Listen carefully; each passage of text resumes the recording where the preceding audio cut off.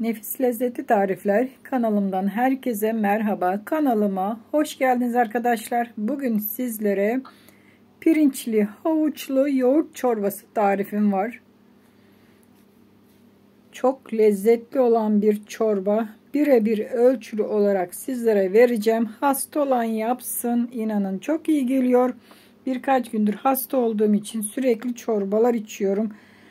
İlaçlar yapıyorum kendi kendime ama bayağı bir toparladım. Sizlere de bu çorbanın tarifini vereceğim.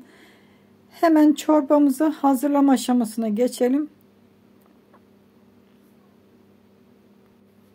Evet, çorbayı hazırlamak aslında çok kolay. Bize gerekli olan malzeme 1 çay bardağı pirinç, 1 adet yumurta, 2 bardak yoğurt, 2 adet de havuç.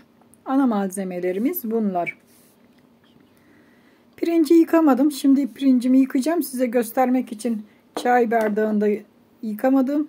Şimdi bol suda yıkadım pirincimi. Hemen geçiyorum hazırlamaya. Yıkadığım pirinci kırıklı, bütün pirinç hiç fark etmez. Ben bütün pirinci kullandım. Yoksa evinizde kırıklı pirinçle de yapabilirsiniz. Tenceremin içine koyuyorum. 2 su bardağı yoğurtum var. Yoğurdu hani suyunu koymamaya özen gösterdim. Genelde koyu tarafından koymaya çalıştım. Çünkü ekşi olur yoğurdun ekşisinden suyunun. Bir tane de yumurtamızı kırıyoruz. Şimdi koyduğumuz malzemeleri şöyle çırpıcımızla güzelce çırpıyoruz. İyice çırpalım ki zaten pirinçler olduğu için iyice çırpılacak. Hani sarısı beyazı tamamen yumurtanın çırpılsın. İçinde topaklanma kalmasın. Çünkü pişerken top top olur. Güzelce çırpıyoruz. Gördüğünüz gibi iyice çırptık. Şimdi üzerine suyunu koyacağız. Evet, üzerine 5 su bardağı su koyacağız arkadaşlar. 1 çay bardağı pirince 5 su bardağı su döküyorum. Yani göstererek döküyorum ki herkes görsün. Toplamda 5 su bardağı standart su bardakları ile su döküyorum. Evet, bugün yoğurt çorbası yapıyoruz. Pirinçli ve havuçlu olarak hazırlıyoruz. Çok lezzetli olan bir çorba. Özellikle hastalıklarda bunu yapın. Şöyle sıcak sıcak için çok iyi gelecektir. Üzerine de tuz ilavesini yapıyoruz. Tabii ki tuz ilavesi herkes kendi kararına göre yapsın. Hazır. Şimdi ocağa koyduk. Ocakta şöyle karıştırarak kaynatıyorum. Kapağını kapatmıyorum. Neden kapatmıyorum? Yoğurt kesilmesin diye. Kapağı açık bir şekilde kaynamasını bekliyorum. Tabii o kaynarken ben diye şu havuçları da ne yapayım dedim. Kabuklarını soyayım ve havuçları rendeleyeceğim. Bir gözümü çorbada karıştırıyorum arada. Bir de çabuk çabuk şimdi havuçları rendeleyeceğim.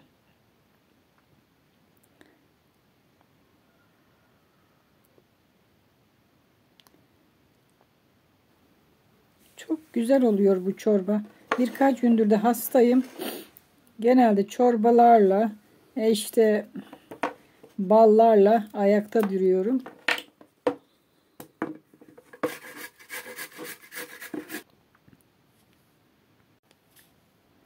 Evet. Havucu güzelce rendeliyoruz. 2 adet ufak ufak havucum vardı.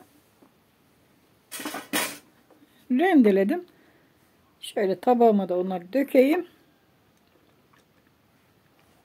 Dediğim gibi bir tarafta da çorbamı karıştırıyorum. Bir tarafta da havucu rendeliyorum. Ki iki iş birden yapıyoruz arkadaşlar. Ne yapalım? Bakın arada bir karıştırıyorum çorbayı. Çorbanın içine tavuk suyu koyabilirsiniz. Şöyle bir parça tavuk eti kaynatıp suyundan yapabilirsiniz arkadaşlar. Daha da lezzetli ve vitaminli olur. Kemik suyunuz varsa hazır yapılmış onu da koyabilirsiniz. İsteyen bulyon da atabilir. Herkes serbest. İstediğini koyabilirsiniz. Lezzet vermesi amacıyla. Tavama koydum. Rendelenmiş havuçları biraz da sıvı yağ döktüm. Şöyle yarım çay bardağı kadar da sıvı yağ ölçüsü. Ben genelde göz ayar döküyorum ama toplamda yarım çay bardağı vardır burada. Havuçları güzelce pişiriyoruz. Bir taraftan havuçları pişiriyorum. Bir taraftan da çorbayı şöyle karıştırıyorum arada. Dediğim gibi kapağını asla kapatmayın. Kesilir. Kesilmemesi için açık bir şekilde tencerede Pirinçleri kaynamasını bekleyin. Zaten pirinçler ne kadar zamanda pişecek? 5-10 dakika arasında pişecektir.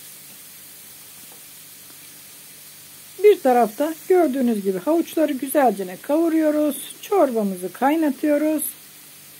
Sizlere her aşamasını özellikle gösteriyorum ki herkes kolaylıkla bu çorbayı yapsın. İnanın çok lezzetli oluyor. Dediğim gibi tavuk etiniz varsa birazcık kaynatıp suyundan yapabilirsiniz. Bulyon kullanabilirsiniz. İstemeyen kullanmasın. Hazır et suyunuz varsa yapmış olduğunuz onları koyabilirsiniz. Lezzet vermesi açısından. Evet. Havuçları güzelce kavurduk ve pişirdik. Şimdi çorbanın içine, kaynar bir vaziyette olan çorbamızın içine havuçları bırakıyoruz. Havuçlar çorba ile özleşene kadar kaynatacağız. Yani onun havuçların lezzeti çorbaya çıkana kadar arkadaşlar. Hemencecik kapatmayın. Şöyle biraz tıkırdasın ki havuçların lezzeti çorbanın içine yayılsın. Pirinçler iyice piştiği zaman da ocağımızı kapatacağız. Kıvamı, ölçüsü yerinde, bakın kıvam çok güzel bir kıvam. Diyelim ki beklediniz, soğudu tamamen ve koyuldu. Ne yapacağınız? Çok az birazcık su ekleyip tekrar kaynatabilirsiniz. Hiçbir sorun olmaz. Ama şu anda bakın kıvamımız bu şekilde ve tam yerinde. Hani su koymanıza hiç gerek yok. 5 su bardağı su, yani 1 litre su, 1 çay bardağı pirince tamam, iyi geliyor. Şimdi çorbanın servisini yapalım. Görüntü muhteşem. Harika bir çorba hazırladık. Umarım beğenirsiniz. Siz de bu çorbayı yapar hazırlarsınız.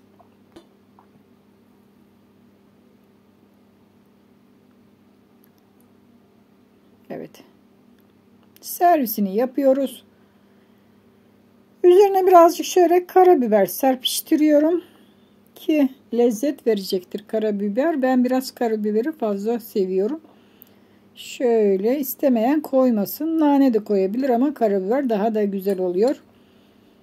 Şöyle karıştıralım ve çorbamız gördüğünüz gibi hazır. Muhteşem oldu. Süper bir çorba hazırladık. Yapacak olanlara şimdiden afiyet olsun. Evet, pirinçli, havuçlu yoğurt çorbamız hazır. Harika oldu. Üzerine de karabiber serptim ve bol bol içeceğim. Kendim bayağı bir düzeldim. Bana buradan geçmiş olsun yazın arkadaşlara çok teşekkür ederim. Bayağı bir iyi geldi. Daha önce yapmıştım. Sizlere de hatta tarifini verdim. Kısa video olarak bal, karabiber ve limon karışımını bayağı bir iyi geldi. Bazıları da öldürdü beni, yani akşama çıkmazsın bunu yersen diye. Allah'a şükür çok iyiyim. Şimdilik yavaş yavaş toparlanmaya başladım. Birkaç günde daha da iyi olacağım. Şimdilik hoşça kalın. Sizlere daha ileriye doğru güzel güzel tarifler vermeye devam edeceğim. Kendinize iyi bakın.